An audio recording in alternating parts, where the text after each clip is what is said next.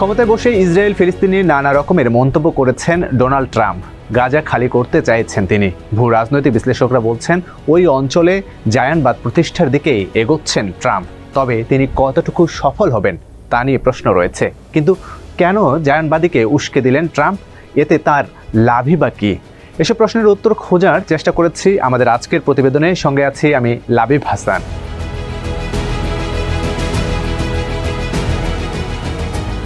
ঊনবিংশ শতাব্দীর শেষ দিকে ইহুদি বিরোধিতা প্রতিরোধ করা এবং ফিলিস্তিন ভূখণ্ডে একটি ইহুদি রাষ্ট্র প্রতিষ্ঠার লক্ষ্যে শুরু হয়েছিল এক ইহুদিবাদ আন্দোলনের, যেটা জায়নিজম বা জায়নবাদ হিসেবে পরিচিত। যদিও ইহুদিবাদ আর জায়নবাদ বিষয়টি এক নয়। হিব্রু বাইবেলে জিয়ন শব্দটি দিয়ে জেরুজালেমকে বোঝানো হয়েছে, আর জায়নবাদ মূলত ইসরায়েল রাষ্ট্রের পক্ষে অবস্থান নির্দেশ করে। বর্তমানে ইহুদি রাষ্ট্র হিসেবে ইসরায়েলের সুরক্ষা, উন্নয়ন ও সম্প্রসারণে যারা বিশ্বাসী তাদেরকে জায়নিস্ট বলা হয়। অন্য ধর্মের কেউ এই ধারণায় বিশ্বাস করলে সেও জায়নিস্ট।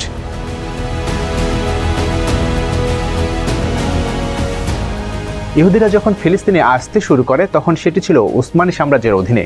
18 এবং 19 শতকে ইহুদিদের মধ্যে হাসকালা নামক একটি বুদ্ধিভিত্তিক আন্দোলন শুরু হয়। ওই আন্দোলনের উদ্দেশ্য ছিল পশ্চিমা ধর্মনিরপেক্ষ শিক্ষা ও সংস্কৃতির সাথে ইহুদি ধর্মীয় শিক্ষার একটা মেলবন্ধন করা।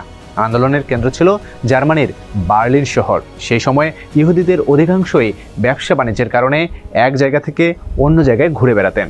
সেই সময়ে তারা মনে করে যে তাদের এখন একসাথে থাকা উচিত এবং নিজেদের একটা সংস্কৃতি তৈরি করে একটি জনপদ সৃষ্টি করা প্রয়োজন।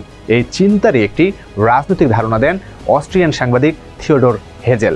তিনি ইহুদিদের ওপর বৈষম্যের কথা তুলে ধরে ইহুদি রাষ্ট্রের প্রয়োজনীয়তার কথা বলেন। পরবর্তীতে 1897 সালে সুইজারল্যান্ডে প্রথম জায়নিস্ট কংগ্রেস অনুষ্ঠিত হয়। সেখানে নেতারা বলেন, জায়নিজমের উদ্দেশ্য হচ্ছে ইহুদিদের জন্য ফিলিস্তিনে একটা নিরাপদ আবাস নির্মাণ করা, যেটি আইন দ্বারা সুরক্ষিত থাকবে।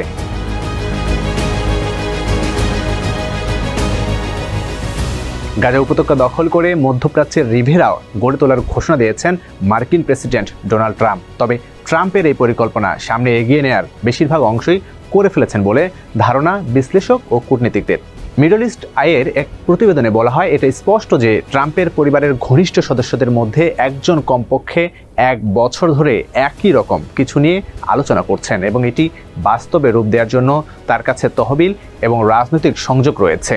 ট্রাম্পের জামাতা এবং সাবেক মধ্যপ্রাচ্য বিষয়ক উপদেষ্টা জ্যারেড কুশনার 2024 সালের ফেব্রুয়ারিতে বলেছিলেন, গাজার সাগর পাড়ের সম্পত্তিতে খুবই মূল্যবান হতে পারে যদি মানুষ সেখানে উপার্জনের দিকে মনোযোগ দেয়। এদিকে ইসরায়েলের সাবেক কট্টর ডানপন্থী জাতীয় নিরাপত্তা মন্ত্রী ইতামার বেন গাভির ট্রাম্পের গাজা দখলের প্রস্তাবের প্রতি প্রকাশ্য সমর্থন জানিয়েছেন। এক্স প্ল্যাটফর্মে এক পোস্টে তিনি লিখেন, যখন বিশ্বের সবচেয়ে শক্তিশালী রাষ্ট্রের প্রেসিডেন্ট ট্রাম্প নিজেই এই ধারণা উপস্থাপন করেন, তখন এটি বাস্তবায়ন করা ইসরায়েলি সরকারের জন্য গুরুত্বপূর্ণ। এখনই অভিবাসনকে উৎসাহিত করা উচিত। এই জাতিগত নির্মূল পরিকল্পনা ইহুদি উপনিবেশ সম্প্রসারণের পথ সুগম করবে।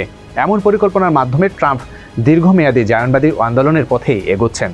আরও নির্দিষ্টভাবে বললে, ইসরায়েলের কট্টর ডানপন্থীদের যুদ্ধের যে লক্ষ্য, সেই লক্ষ্যের সঙ্গে একাত্মতা প্রকাশ করছেন। মিডল ইস্ট আইয়ে জায়নবাদী এই পরিকল্পনা নিয়ে লিখেছেন তিয়েরি ব্রেজিলিয়াও। সেখানে তিনি উল্লেখ করেছেন, জায়নবাদীদের উদ্দেশ্য হল ফিলিস্তিন ভূখণ্ডে আবার উপনিবেশ স্থাপন করা। তাদের মতে এটি ইসরায়েলের নিরাপত্তার জন্য অপরিহার্য, আর গাজার বাসিন্দাদের জন্য তা হবে উত্তম সমাধান।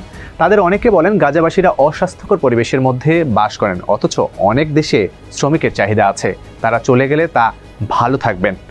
জায়নবাদী পার্টির নেতা ইসরায়েলি সংসদ সদস্য জিপ সুকেটে আরও এক ধাপ এগিয়ে বলেন, যেসব দেশ নৈতিকতার মুখোশ পরে গাজার মানুষদের নিয়ে উদ্বিগ্নতা দেখায়, তারা যেন এই ফিলিস্তিনিদের নিয়ে নিজেদের দেশে নিয়ে যায়। যদি তারা গাজার বাসিন্দাদের এতটাই ভালোবাসে, তাহলে দক্ষিণ আফ্রিকাই বা কেন তাদের আশ্রয় দিচ্ছে না? সবকিছু মিলিয়ে গাজা নিয়ে কি চলছে, ভবিষ্যতেই বা কি হবে, তা দিনে দিনে জটিল আকার ধারণ করছে বলে মত কূটনীতিকদের।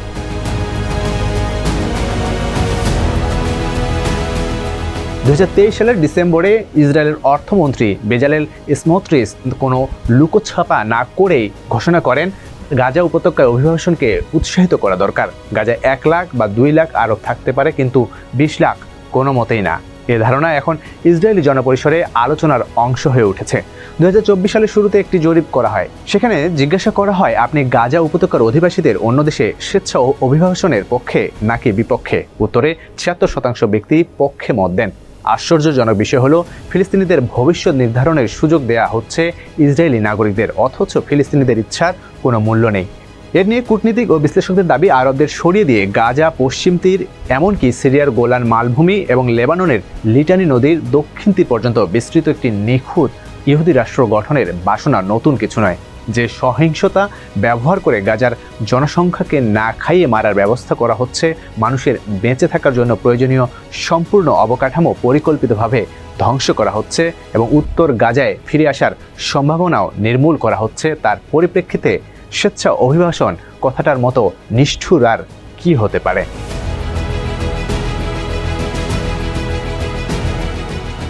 এ চিন্তার চূড়ান্ত প্রকাশ ঘটে 1937 সালে। ব্রিটিশ সরকার 1936 সালে আরব বিদ্রোহের পরিপ্রেক্ষিতে পিল কমিশন গঠন করে। এই কমিশন একদিকে ফিলিস্তিনকে 2 রাষ্ট্রে বিভক্ত করার প্রস্তাব দেয়, অন্যদিকে আরব জনগণকে ইহুদি রাষ্ট্রের জন্য নির্ধারিত ভূখণ্ড থেকে স্থানান্তর করার পরিকল্পনা তৈরি করে। তবে জায়নবাদীরা স্বেচ্ছা অভিবাসন বলতে ফিলিস্তিনিদের নিজের ইচ্ছায় নেওয়া সিদ্ধান্ত বোঝাননি, বরং তারা এমন পরিকল্পনা বাস্তবায়ন করতে চেয়েছিলেন যাতে আরবদের সামনে অভিবাসন ছাড়া আর কোনো বিকল্পই না থাকে। ফিলিস্তিনে জায়নবাদী নেতা জেনারেল ইয়েহোশুয়া সফেরস্কি প্রস্তাব করেছিলেন, যদি নাগরিকত্ব দেয়া নিয়ন্ত্রণ করা যায়, কৃষি আইন করে বড় আরব জমিদারদের সম্পত্তি বাজেয়াপ্ত করে আরবদের জমি কেনা নিষিদ্ধ করা যায়, তাহলে অধিকাংশ আরব ফিলিস্তিন ছেড়ে চলে যেতে বাধ্য হবে। অন্যদিকে আরেক কট্টর দল কনেসেট ইসরায়েল এর নেতা এলিয়াহু বার্লিনে পরামর্শ দেন, কর বাড়ানো উচিত যাতে আরবরা করের চাপে পালিয়ে যেতে বাধ্য হয়। এই নীতির মাধ্যমে জায়নবাদীরা তাদের নাগরিকদের সম্মতি আদায় করতে চেয়েছিলেন। সেই সঙ্গে ব্রিটিশ সাম্রাজ্যের অধীনে আরব নেতাদের রাজনৈতিক ও আর্থিক সুবিধার বিনিময়ে এই পরিকল্পনায় সহযোগী করে তুলেছিল। এই নেতাদের মধ্যে অন্যতম ট্রান্স জর্ডানের আমির আবদুল্লাহ ইবনে আল হুসেন, ইরাকের রাজা ফয়সাল ইবনে আল হুসেন। আরেকটি পরিকল্পনা ছিল ফিলিস্তিনি বাসিন্দাদের ইরাকের উর্বর উপত্যকা সাত আল ঘারাফ অঞ্চলে পুনর্বাসন প্রকল্প বাস্তবায়ন করা। তাহলে ইউরোপ থেকে আগত বিপুল সংখ্যক ইহুদিদের জন্য ভবিষ্যতে এই জমি কাজে লাগবে। 1947 সাল থেকে সন্ত্রাসী কর্মকাণ্ডের মাধ্যমে ফিলিস্তিনিদের উচ্ছেদ করা শুরু হয়। এভাবে সংঘাত ছড়িয়ে পড়ে এবং শেষ পর্যন্ত 1948 সালে ইসরায়েল ও প্রতিবেশী আরব দেশগুলোর মধ্যে যুদ্ধ বাঁধে। এ যুদ্ধের পরিপ্রেক্ষিতে জায়নবাদীদের নিয়ন্ত্রিত অঞ্চলের 3/4 আরব জনগোষ্ঠীকে উচ্ছেদ করা হয়। এরপর ইসরায়েলি প্রচারণা একটি নতুন মিথ তৈরি করে।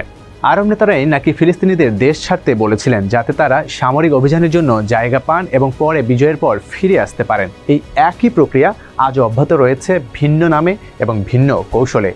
স্বেচ্ছা অভিবাসন সেই কৌশলেরই একটি বলে মিডল ইস্ট আইয়ের প্রতিবেদনে তুলে ধরেন থিয়েরি ব্রোজেলিও।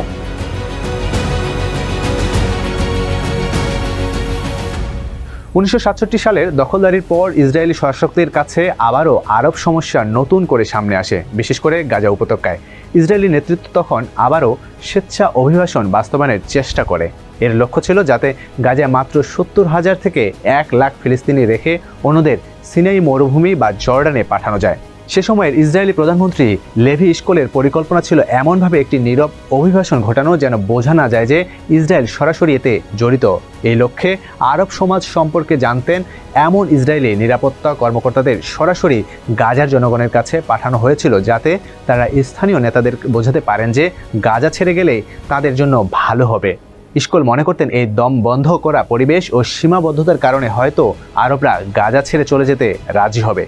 কিন্তু গাজার ফিলিস্তিনিরা এই প্রচেষ্টায় মোটেই সাড়া দেয়নি। 1971 সালে প্রতিরক্ষামন্ত্রী মোশে দায়ান এই স্বেচ্ছা অভিবাসনের আরও কঠোর সংস্করণ তৈরি করেছিলেন, যদিও সেটিও তেমন সাড়া পায়নি।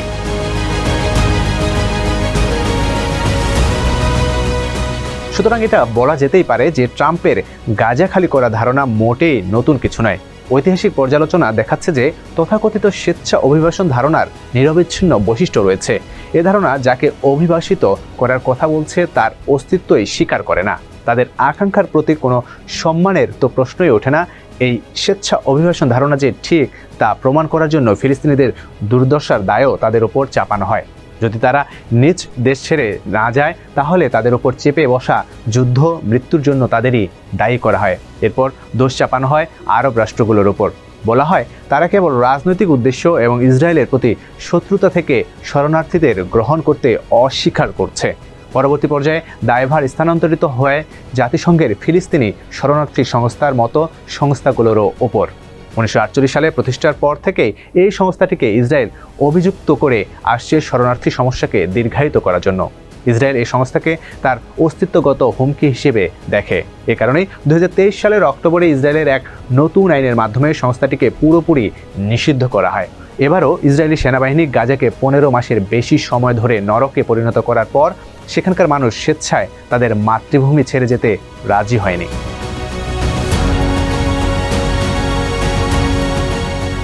ইসরায়েল ও হামাসের মধ্যে 2 সপ্তাহ ধরে চলমান যুদ্ধবিরতির দ্বিতীয় পর্যায়ের আলোচনা সবেমাত্র শুরু হয়েছে, কিন্তু ট্রাম্পের বোমা ফাটানোর মতো মন্তব্য কিভাবে তাই এগিয়ে নিতে সাহায্য করবে তা বোঝা কঠিন। যদি হামাস মনে করে যে এই পুরো প্রক্রিয়ার শেষ পরিণতি জনশূন্য গাজা, তাহলে ঘটনা কোন দিকে গড়বে তা বোঝা মুশকিল।